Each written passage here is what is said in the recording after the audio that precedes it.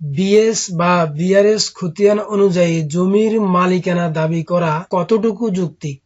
BS রেকর্ডে যদি ভুলবশত আপনার নামে জমি চলে আসে কিংবা অন্য কারো সম্পত্তি আপনার নামে বিএস রেকর্ড হয়ে গিয়ে থাকে,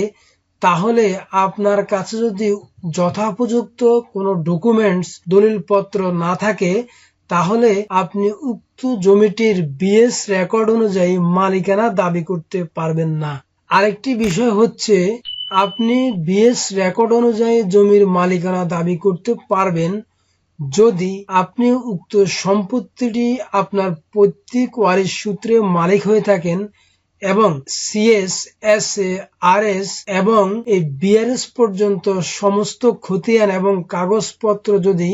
আপনার বাবা, আপনার দাদা এবং আপনার পূর্ববর্তী ওয়ারিশ এবং আপনার নামে হয়ে থাকে,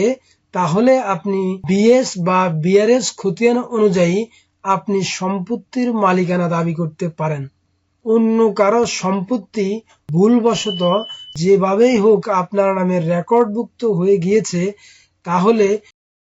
উক্ত সম্পত্তির মালিকানা দাবি করতে পারেন না।